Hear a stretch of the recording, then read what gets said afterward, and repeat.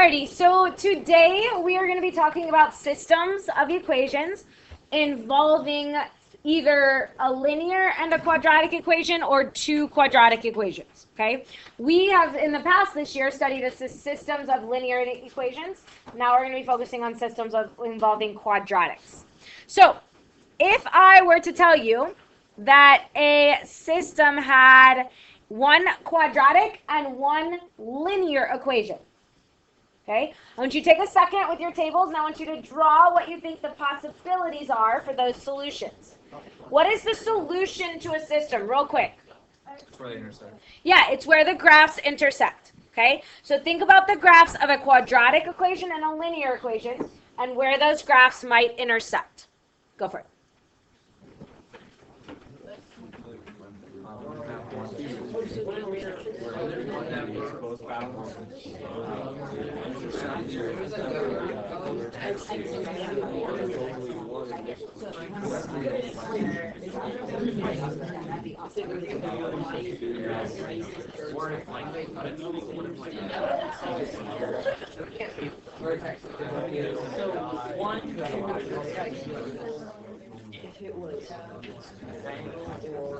Okay.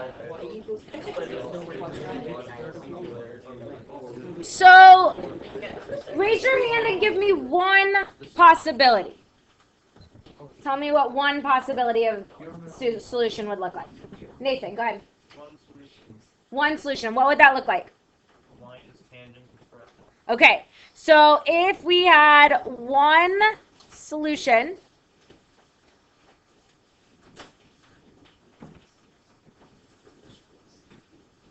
sorry, let me write. If we had one solution, we would have a parabola, and we'd have a, oops, hard to draw. Especially when. All right, one more try.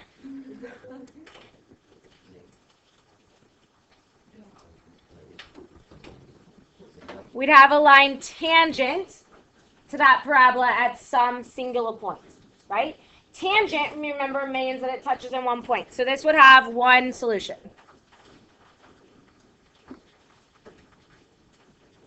All right, Berkeley, what was another situation you guys came up with?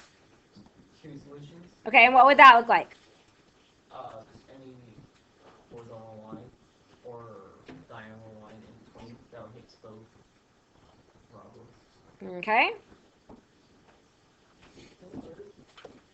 So two solutions. 1, 2. Was that possible when we had linear equations? No, we weren't able to have two solutions, but now it is. Okay? Is there another possibility?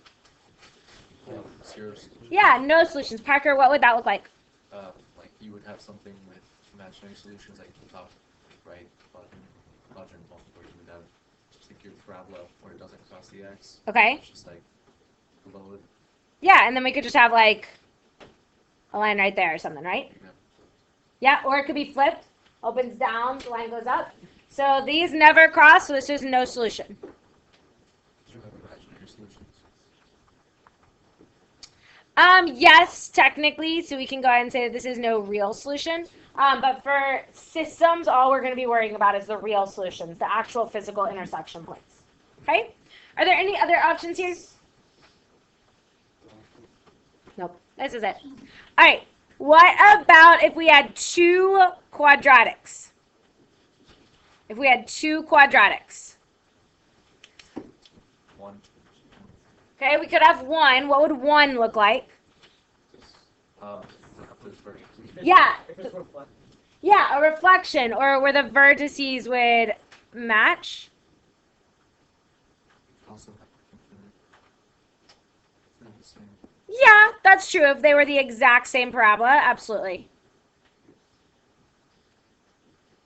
So this isn't a great drawing, but if the vertices match, that would be one solution. Okay, it could have 0. What would that look like? Yeah, one opening up and one opening down.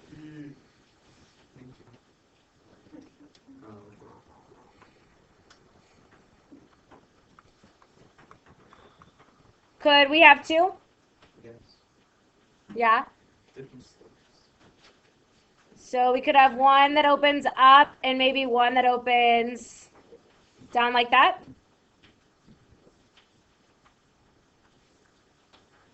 Or we could have like a wide one. And then like a super narrow, oops, sorry. It's harder than you think on here, you guys. Okay? Both of those would represent two solutions. Okay? As someone mentioned, you could have infinite solutions. That would be the exact same parabola. We won't really see that often, but just picture it as like a second parabola right on top. Berkeley, you had a question? I was gonna say. Okay. So these are our options. So sometimes you can't just stop when you get first solution. You've got to keep going a little bit. All right. The methods that we are going to use to solve these systems are going to be just like we did with linear. Okay? Substitution, elimination is what we're going to focus on. Graphing is a possibility to check. Okay, but we're going to work on doing this algebraically with what we've got. So, y equals x squared minus 3 and negative 6x plus 3y equals negative 12. So this is what's in this system. What are we looking at? Yeah, one quadratic and one linear. So we could have 0 solutions, 1 solution, or 2 solutions. Okay? All right. What method might be a good strategy here? Substitution. It's ready for us. All right. So take the one that's already ready for us. Y equals x squared minus 3, our key equation. And we plug that in for what in the other equation? Y, because it's in y equals. Good. So we've got negative 6x plus 3 times x squared minus 3 equals negative 12.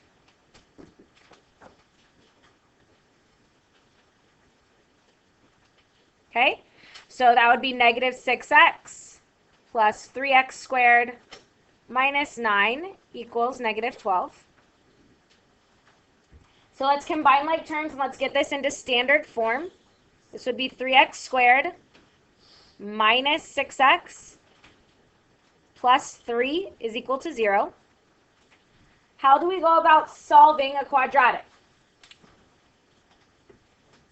Factoring it. Yep, we're going to factor this. First thing we need to do is pull out our 3. So that's going to give us x squared minus 2x plus 1. X squared minus 2x plus 1. How is that going to factor for us?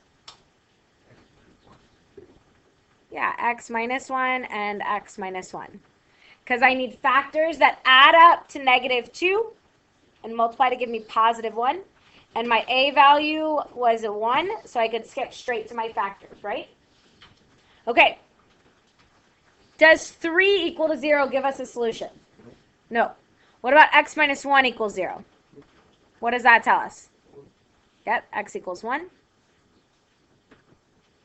And here, we're going to get the same thing, right? X minus 1 equals 0, and so x equals 1. All right? So what that tells us is that our x value of our solution is 1. Are we done at that point? No. What do? Plug it in to get your y value. So y equals x squared minus 3. So 1 squared minus 3. So y equals negative 2. And how do we write our final answer? Ordered pair. 1, negative 2.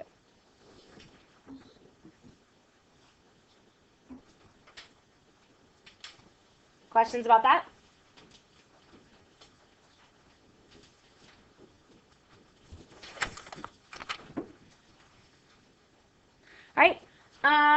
Look at number 2.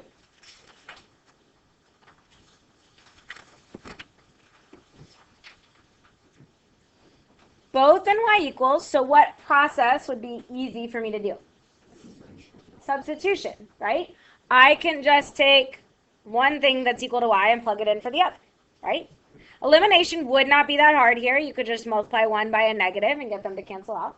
All right, but let's go ahead and practice substitution one more time. So I'm going to, since they're both equal to y, I can set them both equal to each other. So x squared minus 2x minus 1 equals negative 2x minus 1.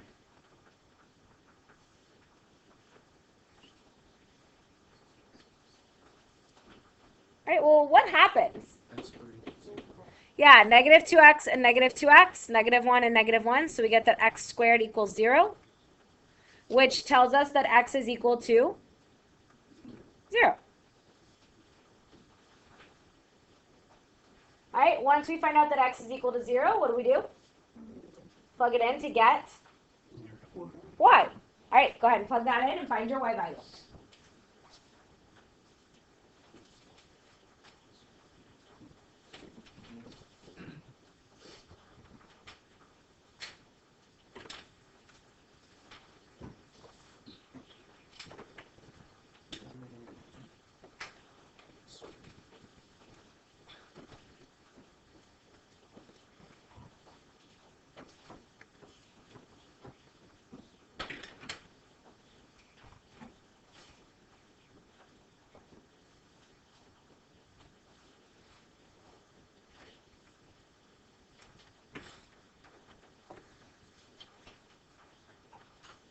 So what does y equal? Negative 1. So what's our answer? Questions? Yes? To get negative 1. If I plug in 0 here for x, that would be negative 2 times 0 minus 1. Yeah. Okay? All right, let's look at 3. Could I do some rearranging and solve 3 using substitution? Yeah. I definitely could. My y's are easily isolated. My x squared could be isolated. But there's something even easier that I could do here. Elimination. Why is this already set up nicely for elimination? Yeah, there's a negative y and a positive y. So when I add those, what's going to happen to those y's? They're going to cancel. So remember, elimination is when you add down your columns. So 2x squared plus x squared is 3x squared. Negative 5x plus 2x is negative 3x. Negative y and positive y are going to cancel. 0 plus 0 gives us 0. So now is this a quadratic that we can solve? Yeah. Okay. Set equal to 0, we can solve it. How? Okay, take out not just x, but 3x. And that gives me 3x minus 1.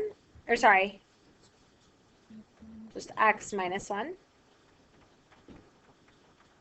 equals 0. What do you do from here?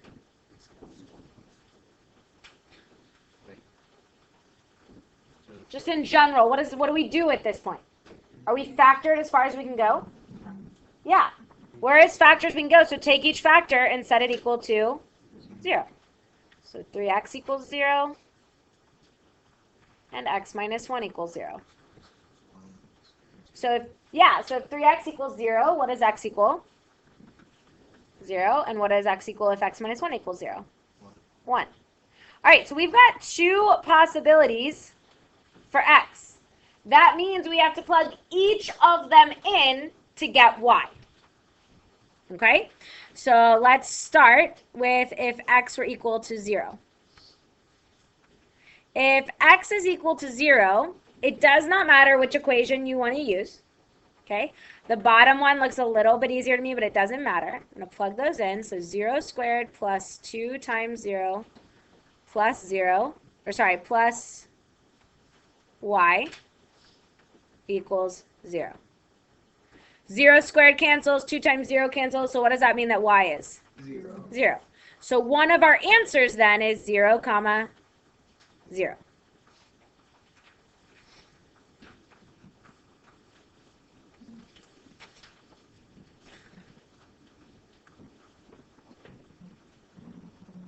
All right, but we're not done. We have another x value we have to use. So now let's use x equals 1.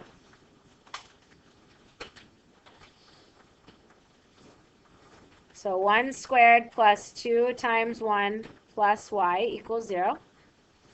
So 1 plus 2 plus y equals 0. So what does y equal? -3. -3. So what's the other ordered pair of our solution? 1, -3. What does this mean? Bless you.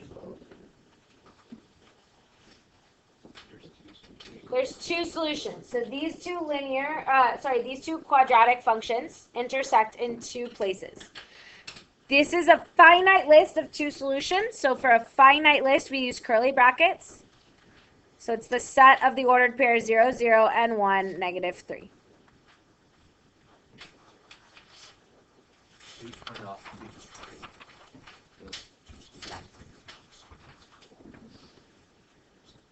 All right, let's look at our next one.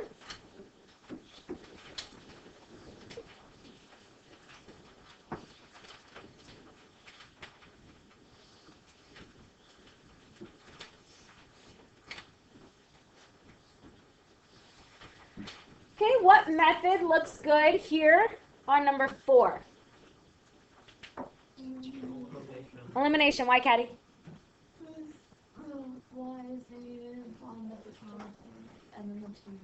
Yeah, we've got a negative y and a positive y here. Those will cancel. Now, if just the -2 and the +2 cancel, would it be productive to use elimination? No.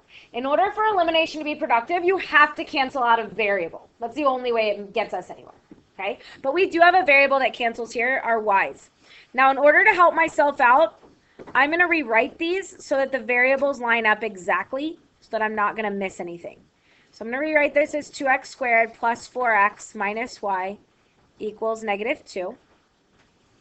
And I'm going to write this as x squared plus 0x plus y equals 2. I don't want to accidentally forget that 4x. Okay, now to eliminate, we're going to add down our columns. 2x squared plus x squared, 3x squared. 4x plus 0x is 4x. Those cancel.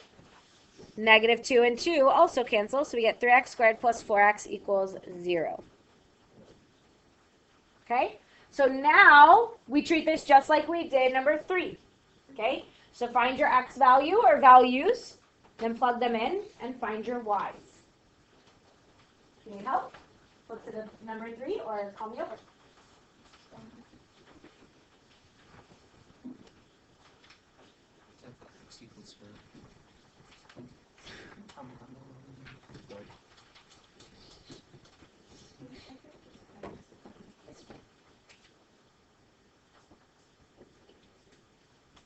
Start by pulling out your GCF.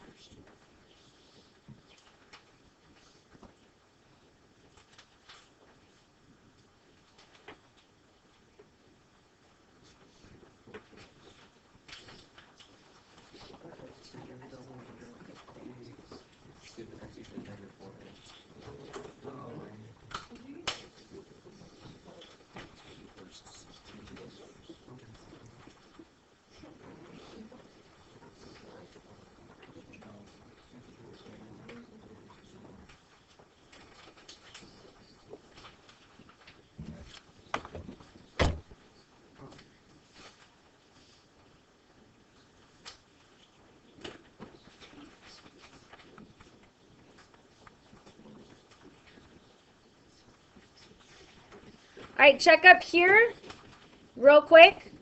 You should have gotten x equals 0 and x equals -4/3 for your x values.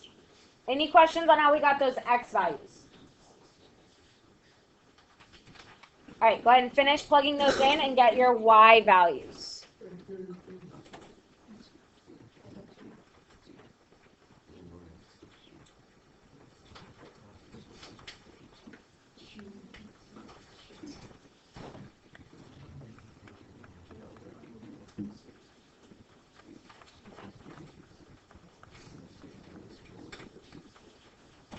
right, when you plug in that x equals 0, what do you get for y?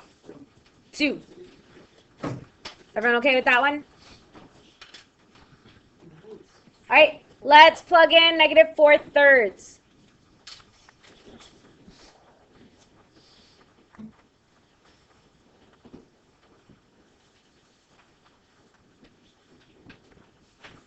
Sorry for this thing being so weird. All right, negative 4/3 squared. 16/9. Good. Square the top, square the bottom. All right, then what am I going to do? Minus 16/9 on both sides?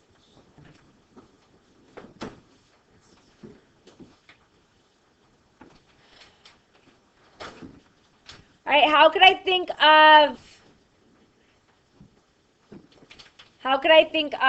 2? 2 over 1 or 18 over 9. So 18 over 9 minus 16 over 9 gives us y equals 2/9. So what's that ordered pair? Negative 4/3, comma, 2/9. All right, so we have 2 solutions. We have 0, 2, and we have negative 4/3, comma, 2/9. Sorry for all these weird boxes and whatnot. If I knew how to fix them, I promise you I would. Okay, briefly, we're going to touch on systems of inequalities. Okay, what do you remember about graphing inequalities? What do you mean by color?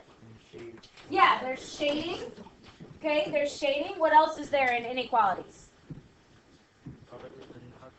Yeah, dotted lines and not dotted lines, or dotted parabolas and not dotted parabolas. All right.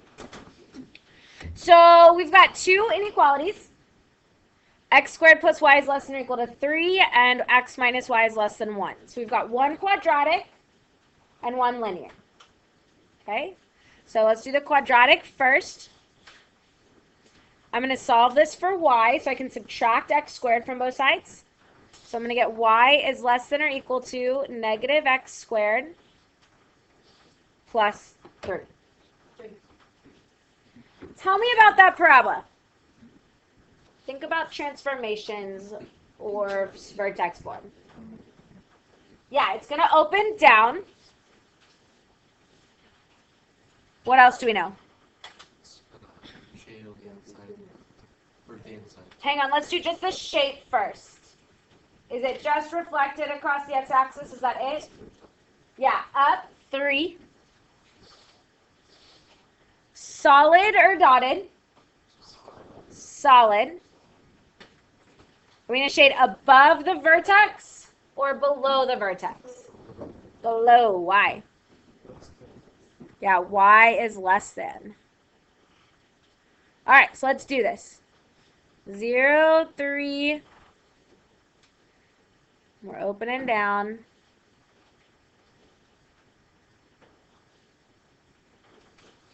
A solid parabola. Why is it solid? Good. It's greater than or equal to.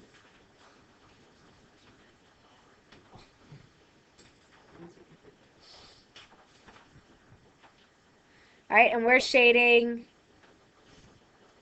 below the vertex, which in this case happens to be inside the parabola. All right, now what do we need to do in order to be able to graph our linear function?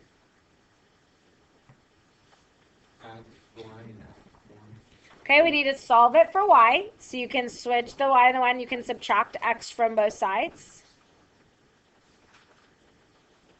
And then I would need to divide everything by negative 1. And what do I need to remember when I divide by negative 1? Good. So y is greater than x plus 1. All right, what's the slope of this line? 1. What's the y-intercept of this line? 1. Solid or dotted? Dotted. And shade which way? Shade above. All right, so slope of 1 and a y-intercept of 1.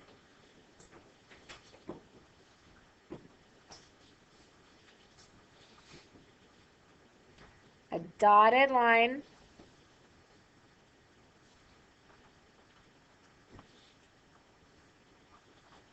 Shading above our line. So where's our solution? Yeah, where the shading overlaps. All right, what about this point 1, 2? No. Is 1, 2 a solution here? No, why not, Nick? Yeah, since the linear function is dotted, that point can't be a solution. What about the point 0, 3? Is that a solution? Yeah, that would be a solution. It's on a solid curve, and it's in the shading. And then anywhere else where the shading overlaps. All right, let's try number 6.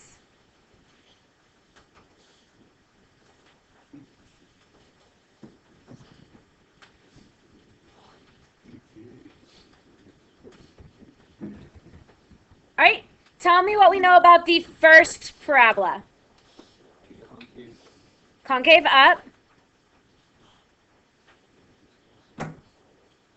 What else? It's shifted down 4. It's dotted. Why is it dotted? There's no equal to. Good. And are we going to shade it above the vertex or below the vertex? Above the vertex.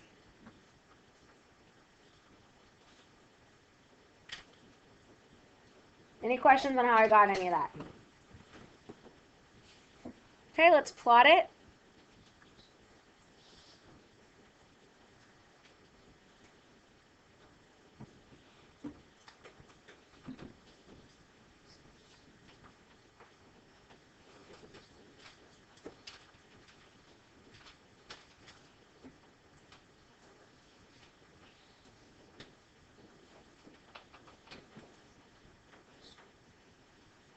In this case, when I shade above the vertex, I'm going to end up shading inside.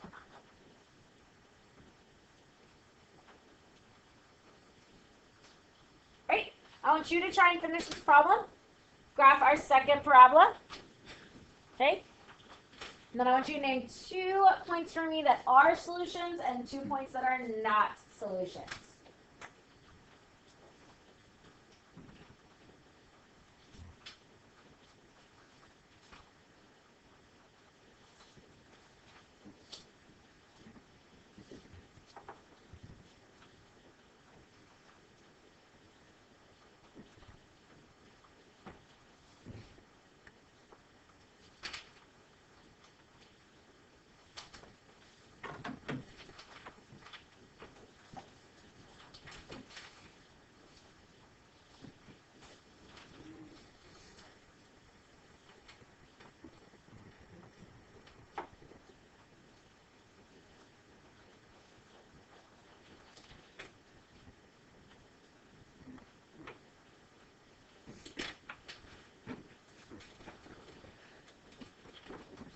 So hopefully you got that our solution region was where the 2 shadings overlap between the vertices. Yeah?